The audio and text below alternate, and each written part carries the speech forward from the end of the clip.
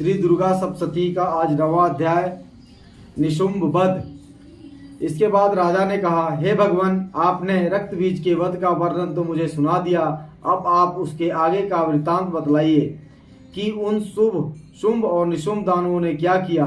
इतना सुनकर ऋषि ने राजा से कहा, हे राजन, युद्ध में रक्त बीज तथा अन्याय असुरों के विनाश से शुंभ निशुंभ के क्रोध का परावार न रहा। अपनी विशाल सेना का संहार होते देखकर निशुंभ देवी की ओर दौड़ पड़ा। उसी के साथ दैत्यों की प्रमुख सेना भी थी।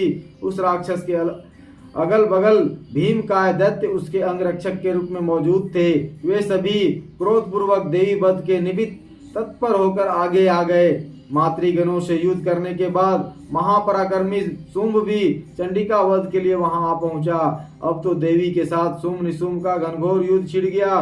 वे दोनों महाबलवान दानव देवी पर मेघों की भांति मूसलाधार बाण बरसा रहे थे। राक्षसों द्वारा चलाए हुए बाणों को काटकर देवी ने अपने शस्त्रास्त्रों द्वारा अपने अंगों को भेद दिया। मौका पाकर निशुंभ ने अपनी चमचमाती हुई ढाल लेकर देवी वाहन सिंह के मस्तक पर तेज धार वाली तलवार चलाई। अपने वाहन सिंह के आहत होने पर क्षुरप्र नामक वाहन के द्वारा देवी ने निशुंभ की तलवार को खंडित कर दिया तथा साथ ही अष्टरजत जड़ित ढाल को भी टुकड़े टुकड़े करके गिरा दिया। जब उस दानव के पास ढाल एवं तलवार न रही तो अपनी शक्ति का प्रयोग किया, परंतु देवी ने चक्र के द्वारा उस शक्ति को खंडित कर दिया। ऐसा देखकर निशुंभ ने क्रोध में आकर देवी वध के लिए अपना त्रिशूल संभाला, लेकिन देवी ने मुष्टि का प्रहार से ही उस त्रिशूल का खंडन कर दिया। फिर तो उसने अपनी गदा चलाई, किंतु वह गदा भी काम न आई और वह देवी के त्रिशूल से भग्न हो गई। इतना होने पर भी वह महाकाय देवी दानव देवी की ओर अपना फरसा उठाकर चल पड़ा। देवी ने देखते ही देखते अपने बाणों द्वारा उसे धराशायी कर दिया।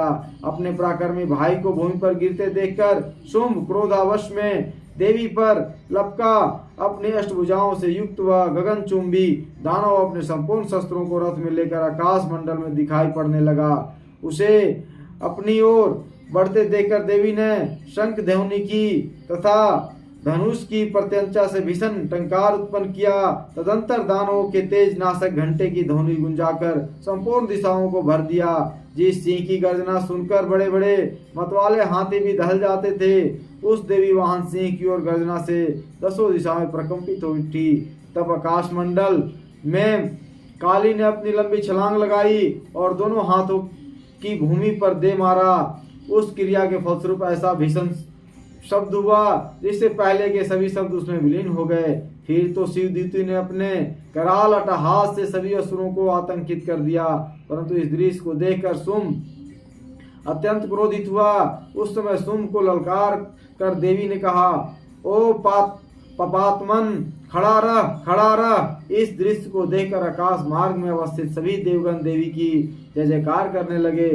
तभी शुंभ ने देवी पर ज्वालाओं से दहकती हुई भीषण शक्ति चलाई। पर्वत काय उस भीषण शक्ति को देवी ने एक बहुत बड़ी लुकाठी से अलग हटा दिया। उस समय निशुंभ की गर्जन से सारा ब्रह्मांड कांप उठा। हे राजन, उसकी गर्जन से ऐसा मालूम हुआ मानो वज्रपात हुआ है, जिसमें सही प्रकार के शब्द विलुप्त हो गए। शुंभ तथा देवी के द्वारा परस्पर प्रक्षेपित बाणों को दोनों पक्षों ने अपने अपने बाणों द्वारा सैकड़ों और हजारों खंड कर दिए। तब चंडिका ने क्रोध करके अपने त्रिशूल से शुंभ पर भीषण प्रहार किया। उस भयंकर आघात से मूर्छित होकर महा दानव शुंभ पृथ्वी पर गिर पड़ा। इतने में निशुंभ की मूर्छा दूर हो गई और उसने पुनः अपने बाणों को बरसाकर देवी चंडिका, काली तथा देवी वाहन सिंह को घायल कर दिया। फिर तो वह दानव राज अपने 10,000 हाथों को उत्पन्न कर देवी पर अपने चक्रों से प्रहार करने लगा और देवी को आच्छादित कर दिया। तदंतर भगवती दुर्गा ने क्रोध होकर अपने बाणों द्वारा राक्षस के चक्रों और बाणों को खंडित कर दिया। देवी के इस अद्भुत शौर्य को देखकर अपनी सेना के साथ निशुंभ हाथ में गदा लेकर देवी वध के लिए आगे बढ़ा। देवी ने तुरंत ही अपनी तीक्ष्ण तलवार से उस दानव की गदा को काटकर गिराया। गदा विहीन होते ही उसने हाथ में त्रिशूल उठा लिया। देवताओं का उत्पीड़क निशुंभ जिस समय त्रिशूल लेकर दौड़ा, उससे पहले ही देवी ने अपने शूल द्वारा उसके हृदय को भेद दिया। उस सुलाघात से छाती छींटते ही उसी के समान भीमकाय आकृति वाला दानव उसके वक्ष से प्रकट हो गया और वह नया दानव खड़ी रह ऐसा कहने लगा। उस नए दानव की बात पर देवी अट्टहास करने लगी और अपनी तलवार से उसका सिर काट दिया। वह दैत्य वहीं भूमि पर गिरकर शांत हो गया। उसके गिरते ही देवी वाहन सिंह उसकी गर्दन चबाने लगा। इस दृश्य को देखकर रोए खड़े हो जाते थे। सिंह की तरह ही काली और शिवदीति ने भी अन्य राक्षसों का भक्षण करना शुरू कर दिया। कौमारी की शक्ति से विदारित होकर कितने ही दानव नष्ट हो गए। ब्रह्मानी के मंत्रपूत जल के सिंचन से कितने ही दानव तेज विहीन होकर रणभूमि से भागने लगे। माहेश्वरी के त्रिशूल प्रहार से कितने ही दानव छिन्न भिन्न हो गए। वाराही के थुथुन की मार से अनेक राक्षस चकनाचूर हो गए। वैष्णवी ने अपने चक्र से दैत्यों के टुकड़े टुकड़े कर दिए। ऐन्द्री के वज्राघात से कितने के चिथड़े हो गए। उस भयंकर समर में कुछ असुर नष्ट हो गए, कुछ अपने प्राण बचाकर रणस्थल से भाग चले तथा असंख्य दैत्य समुदाय काली, शिवदीति और सिंह के द्वारा काल कौलित हो गए। इस प्रकार 9वां अध्याय समाप्त हुआ। 10वां अध्याय शुंभ दानव का वध। इसके बाद ऋषि ने कहा, हे राजन, अपने भाई निशुंभ तथा दानव सेना का विनाश देखकर शुंभ ने क्रोधाविष्ट होकर कहा, दुष्टा दुर्गे, तू अपने बल पर गर्व न कर। तू दूसरी स्त्रियों की सहायता लेकर और स्वयं को स्वभाविनी बनकर लड़ रही हो। शुंभ के उत्तर में देवी ने कहा, अरे दुष्ट, मुझे तू केवल अकेले ही समझ। तू अपनी आंखें खोलकर देख, ये सब मेरी ही विभूतियां हैं। अब ये सब मुझ में ही लय को प्राप्त हो रही हैं। तत्पश्चात ब्राह्मणी आदि समग्र देवियां अंबिका देवी के शरीर में सन्निहित हो गई। तब उस स्थान पर केवल अंबिका ही रह गई। देवी ने शुंभ दानव से कहा, मैं ही अपनी विभूतियों से अनेक रूपों में यहाँ प्रकट हुई थी। अब उन सभी रूपों को मैंने अपने में समेट लिया है। अब मैं अकेली रहकर ही तेरे साथ युद्ध करूंगी। अब तू युद्ध के लिए तैयार हो जा।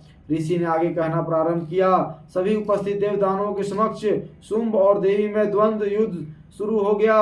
उन दोनों पक्षों का युद्ध तीक्ष्ण शस्त्रों के प्रहार तथा वान वर्षा के कारण बहुत ही भयानक प्रतीत होने लगा।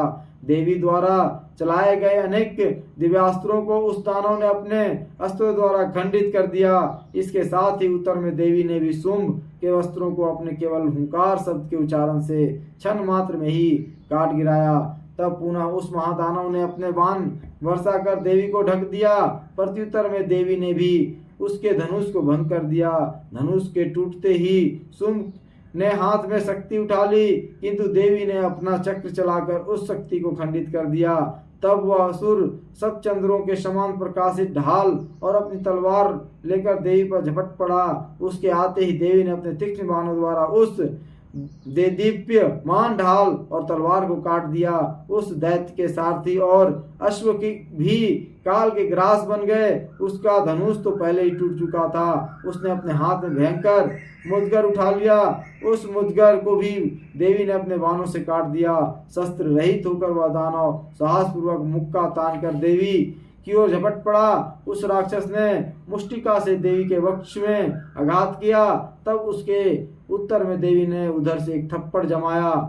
देवी का थप्पड़ लगते ही वह महादानव भूमि पर गिर पड़ा, किंतु संभल कर वह पुनः उठा। उठते ही वह देवी पर एकाएक उछला और देवी को लेकर आकाश मार्ग में उड़ चला।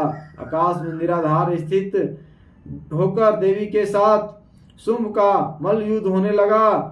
उनके इस अलौकिक युद्ध को देखकर सभी महर्षि गण आश्चर्यचकित हो उठे। दीर्घ काल तक युद्ध कौशल दिखाकर देवी ने शुंभ को घुमाकर भूमि पर फेंक दिया। भूमि पर गिरते ही वह उठकर देवी से युद्ध के लिए पुनः दौड़ पड़ा। उसके धावित होते ही देवी ने उसके वक्ष में त्रिशूल घात करके उसे भूतल पर गिरा दिया। उस त्रिशूल का भयंकर आघात लगते ही दानव ने अपने प्राण त्याग दिए।